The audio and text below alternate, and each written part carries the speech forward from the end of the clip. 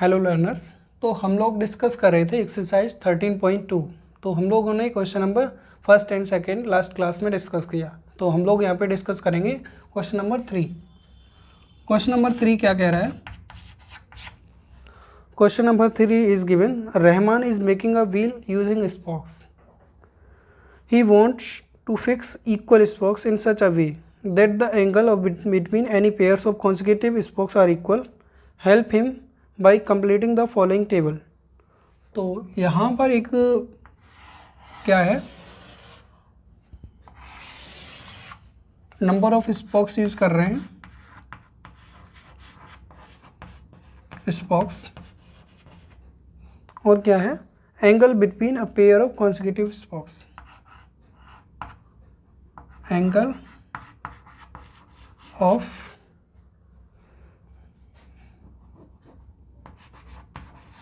between a pair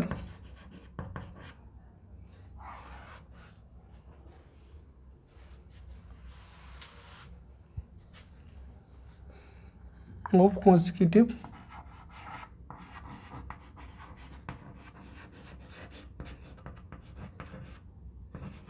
spokes.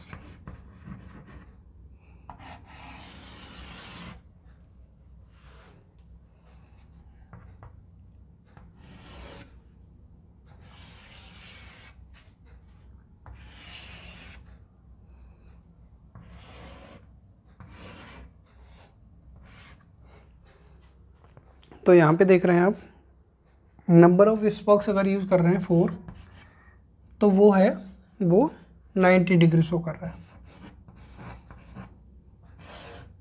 6 अगर show कर रहे हैं तो यहाँ पे है 60 डिग्री। और इसी तरह से अगर 8 स्पोक्स अगर यूज़ करेंगे या 10 स्पोक्स यूज़ करेंगे या 12 स्पोक्स यूज़ करेंगे तो कितना उसका एंगल बढ़ेगा। ठीक है, हम लोगों को यहाँ पे वैल्यू किस तरह से देखनी है कि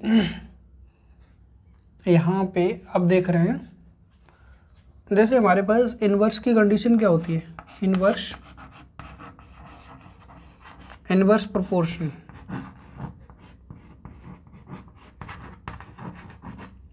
इन्वर्स प्रोपोर्शन की कंडीशन है हमारे पास कि x1 by 1 is equal to x2 by 2। तो ये कंडीशन है। आप यहाँ पे देख सकते हैं हमारे पास फर्स्ट कंडीशन है 4 डिवाइडेड बाई 90 एंड दूसरी कंडीशन है 6 डिवाइडेड बाई 60। तो यहाँ पे हम x1 और y1 को यहाँ पे मान सकते हैं। x1 equal to, in first case x1 equal to कितना हो जाएगा, ये हमने ले लिया 4, x2 equal to by 1 equal to हो गया 90। इसी तरह से x2 equal to 6 and by 2 equal to 60। तो यहाँ पर हम लोग देख सकते हैं कि जो वैल्यूज़ आएगी वो इस तरह के रेशियो में रख के देखेंगे यहाँ पे। तो या तो हम इस तरह से बात करें, या फिर हम कह सकते हैं अगर ये जो 1 स्पोक्स है वो कितना कवर कर रही है। अब इस तरह से आप देख रहे हैं यहाँ पे, तो यहाँ पे कंडीशन क्या है, यहाँ पे देख रहे हैं कि according to condition value put करते हैं, हमारे पास हो जाएगा 4 multiply 90 equal to 6 multiply of 60। तो ये 360 आ रहा है इक्वल टू 360। तो आप यहाँ पे देख रहे हैं इस तरह से ये कंडीशन चल रही है कि अगर हम वैल्यूज़ बढ़ाते जा रहे हैं तो ये जो है ये उसी ऑर्डर में डिक्रीज होती जा रही है। किस तरह से, आप ये देख रहे हैं यहाँ पर कि जो कंडीशन है वो क्या है, एक कंडीशन तो आपको ये दिख रही है ये वाली। दूसरी कंडीशन हम कह सकते हैं कि हमारे पास दूसरी कंडीशन हो गई है x1 upon x2 equal to by 2 upon by 1। ये भी हमारे पास एक कंडीशन है जो इनवर्स प्रोपोर्शन के केस में यूजेबल है। अब इसको भी याद रखेंगे और ये वाली जो हमारे पास कंडीशन है ये भी याद रखेंगे। तो यहाँ पे इस कंडीशन में क्या है कि जो वैल्यूज़ दे रखी है तो इस तक को हम रखेंगे 4/6 दे रखा है, और ये 9 ये है हमारे पास 60 और ये 90। तो आप जो देख रहे हैं वो कितना रेशियो हो रहा है इसका, ये आ रहा है हमारे पास 2, ये 3, और ये हमारे पास 2 और ये 3, 2/3 एंड 2/3। मतलब जो इनका डिफरेंस है वो 2/3 के फॉर्म में चल रहा है।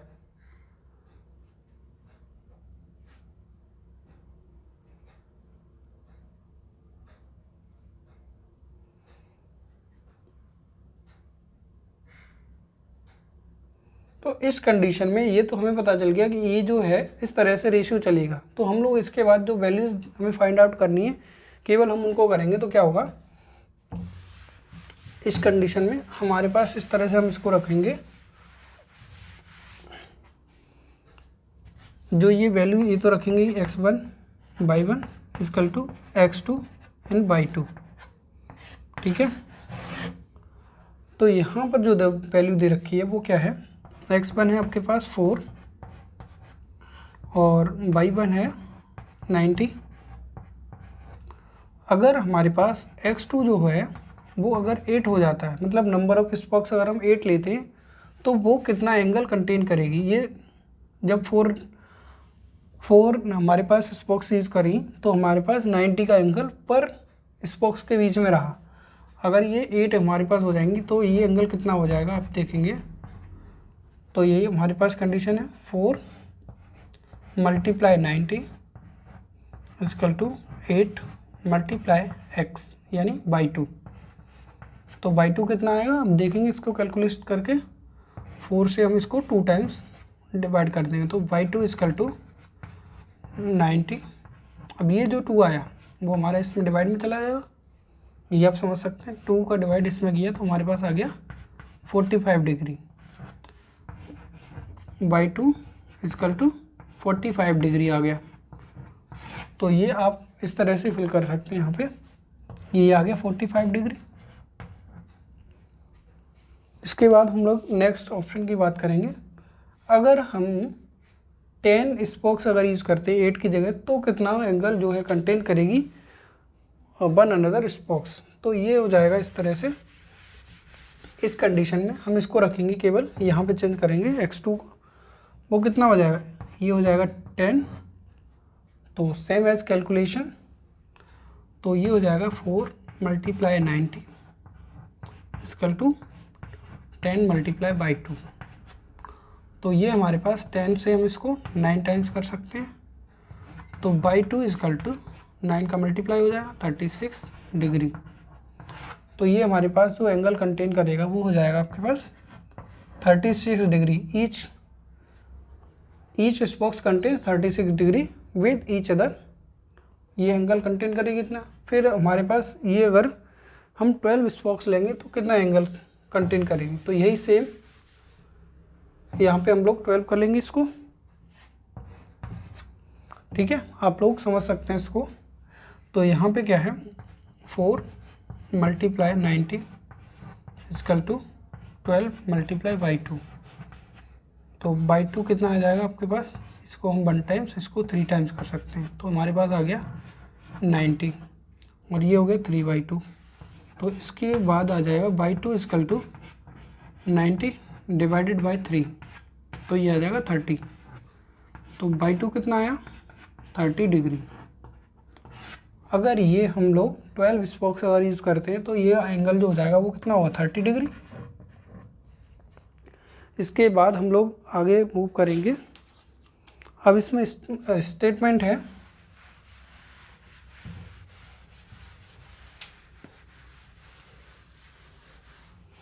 स्टेटमेंट क्या दे रखा है, are the number of spokes and the angle formed between the pairs consecutive spokes in inverse proportion.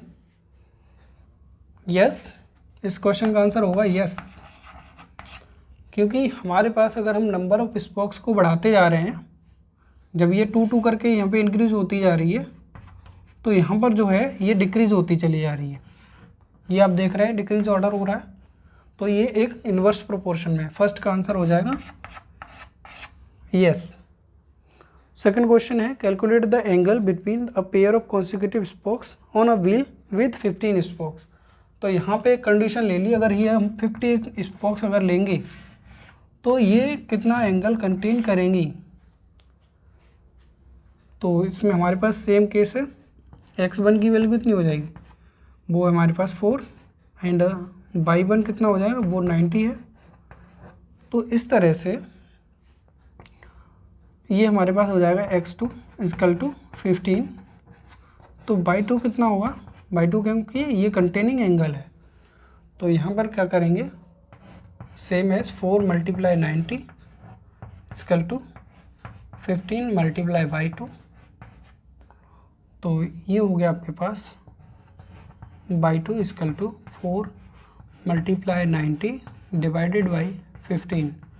तो 15 का टेबल आप लोगों को आता है, 15 6 90। तो y2 कितना कंटेन करेगा, 6 का 4 में मल्टीप्लाई 24 डिग्री। अगर ये हम 15 अगर स्पोक्स का यूज़ करेंगे किसी भी व्हील को बनाने में, तो वो 24 डिग्री एंगल कंटेन करेगी ईच अनदर स्पोक्स के साथ। तो इसके बाद हम लोग स्टेटमेंट थर्ड की बात करेंगे। ये हो गया आपके पास स्टेटमेंट सेकंड। अब हम स्टेटमेंट थर्ड की बात करेंगे। Statement third is there calculate the angle between a pair of consecutive spokes, या how many spokes would be needed if the angle between a pair of consecutive spokes is 40 degree. तो यहाँ पर इस तरह से इसी सीरीज में एक हमारे पास दे रखा है क्वेश्चन कि अगर ये 40 डिग्री अगर कंटेन करेगी तो कितनी स्पोक्स की ज़रूरत पड़ेगी, तो हमारे पास कितनी स्पोक्स का हम व्हील बनाएंगे, मतलब ये है। तो यहाँ पर आप लोग सिंपल सा कर सकते हैं कि हमारे पास जो है सेम कंडीशन कि हम इसको लिख सकते हैं, यहाँ पर ये आपको दे रखा है इस कंडीशन से, ये हमारे पास एंगल कंटेनिंग ये हो गया 40 डिग्री। अगर ये 40 डिग्री कंटेन करता है कोई, तो वो कितनी स्पोक्स को हम यूज़ करेंगे, ठीक है। तो यही same condition 4 multiply 90 equal to, ये हम x2 लिखेंगे यहाँ पर और ये 40 डिग्री लेंगे। तो यही सेम 4 से ये 40 10 टाइम्स हो जाएगा, तो 10 का डिवाइड हो जाएगा 9 में, 90 में 9 टाइम्स। तो x2 कितना आया, 9 स्पोक्स। तो हम इस तरह से हमारे पास जो कंडीशन थी इन्वर्स की, दो कंडीशंस थी, एक तो x1 y1 equal to x2 y2 और सेकंड कंडीशन थी x1 upon x2 equal to y2 upon y1। ये दोनों कंडीशंस अगर हम याद रखते हैं तो ईजिली हम क्वेश्चन को सॉल्व कर सकते हैं for the case of inverse proportion. तो हम लोग इसके बाद क्वेश्चन नंबर 4 की बात करेंगे। क्वेश्चन नंबर 4 इज देयर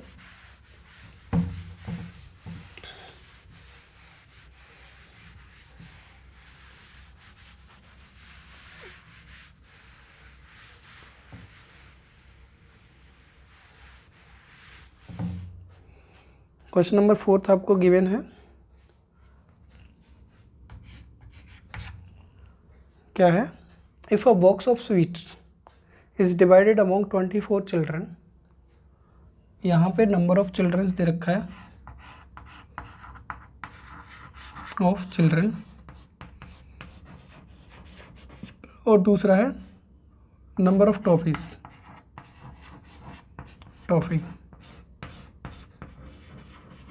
ठीक है,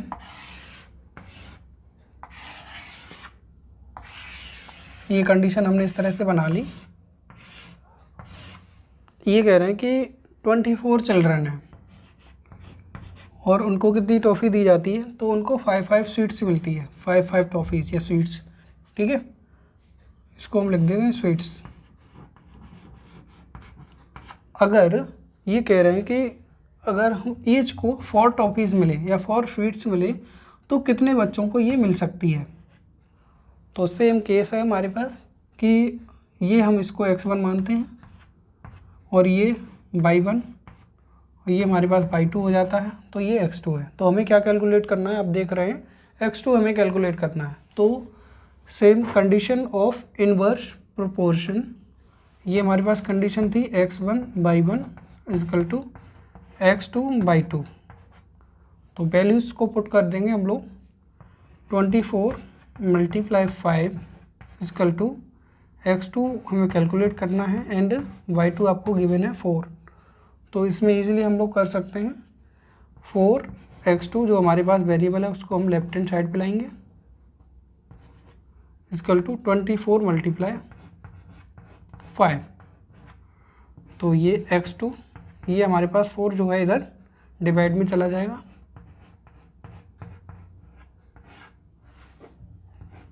4 से डिवाइड करेंगे इसको 6 टाइम्स, तो x2 इजकल टू 30 चिल्ड्रंस।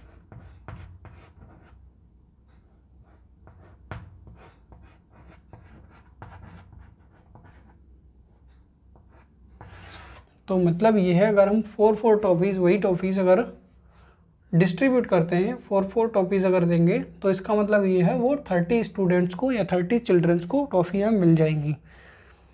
इसके बाद हम लोग क्वेश्चन नंबर 5 की बात करेंगे।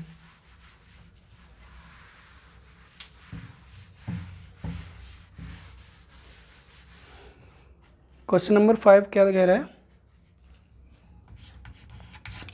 क्वेश्चन नंबर 5 गिवन है a farmer has enough food to feed 20 animals in his cattle for 6 days।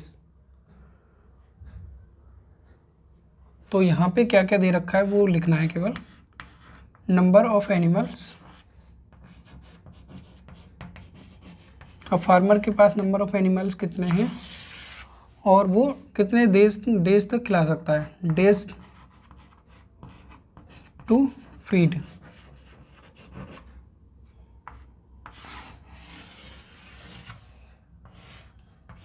उसकी कैपेसिटी की बात की जा रही है यहाँ पर कि उसके पास जो अमाउंट है और वो कितने एनिमल्स के लिए सफिशिएंट है। तो यहाँ पे कोई फार्मर है, वो नंबर ऑफ एनिमल्स हैं उसके पास 20 एनिमल्स हैं उसके पास, और वो कितने दिनों तक उनको खिला सकता है, 6 days तक। तो यहाँ पे कहने का मतलब ये है कि how long would the food last if there were 10 more animals in his cattle. अगर उसके पास 30 कैटल हों, 30 एनिमल्स हों, तो वो कितने दिनों तक उस खाने को खिला पाएगा। तो ये हमारे पास सेम केस आप देख सकते हैं, ये हम इसको x1 मानते हैं, ये हमारे पास y1 होता है, ये x2 होता है और ये हमारे पास y2 होता है। तो हमें इजीली आप देख सकते हैं इसमें हमें y2 कैलकुलेट करना है। तो in the situation of the inverse proportion x1/1 equal to x2/2, तो आप इसमें वैल्यू पुट करेंगे 20 × 6 इक्वल टू x2 है हमारे पास 30 और ये y2 हमें कैलकुलेट करना है। तो y2 कितना हुआ, y2 आप देख रहे हैं कितना हो जाएगा, यहाँ पे ये 30, ये दोनों का 0 0 कट गया, तो 3 से 2 टाइम्स इसको काट देंगे, तो ये हमारे पास y2 जो आ जाएगा वो हो जाएगा 4 days। तो ये 4 days तक ये उसका भोजन चल पाएगा। ये अगर 20 एनिमल्स को अगर वो सर्व करता है तो वो 6 days तक चलता है, तो वही अगर 30 एनिमल्स को अगर सर्व करेगा तो वो केवल 4 days ही उसका जो खाना है वो चल पाएगा। तो यहाँ पर I hope you understand it. तो हम लोग इसके बाद क्वेश्चन नंबर 6 की बात करेंगे।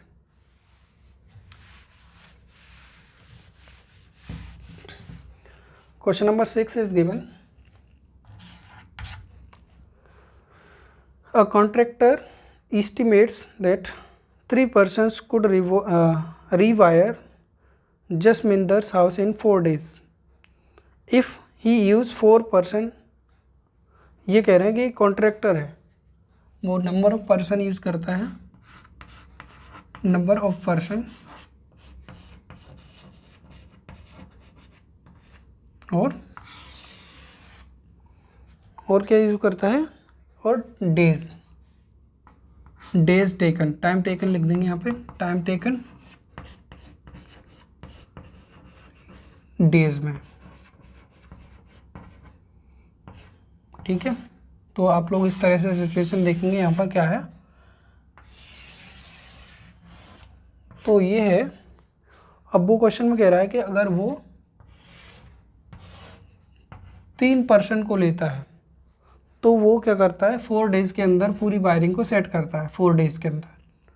तो यहाँ पे ये कहने का मतलब है 4% इंसाइड ऑफ 3, अगर वो 3 की जगह पर 4 अगर पर्सन लेगा तो वो कितने दिन में इस वायरिंग को करेक्ट करेगा। ठीक है, आप लोग समझ सकते हैं इसको। तो यहाँ पर क्या है, सेम कंडीशन है, आप लोग समझ सकते हैं इसको। तो हम लोग क्या करेंगे, condition of inverse x1 y1 equal to x2 y2, values put करेंगे 3 × 4 इक्वल टू 4 × y2। तो ये 4 से 4 कैंसिल आउट हो जाएगा, तो y2 इक्वल टू आ गया हमारे पास 3। अगर वो 3 की जगह पर अगर 4% का यूज़ करता है अपनी उस कंडीशन पे, तो वो उसको काम करने फिनिश करने में वो 3 डेज़ का यूज़ कर पाएंगे। 3 डेज़ में वो पूरा काम कंप्लीट हो जाएगा। I hope you understand this questions. तो इसके बाद हम लोग नेक्स्ट क्वेश्चन जो है वो आगे की क्लास में करेंगे। Thanks for watching.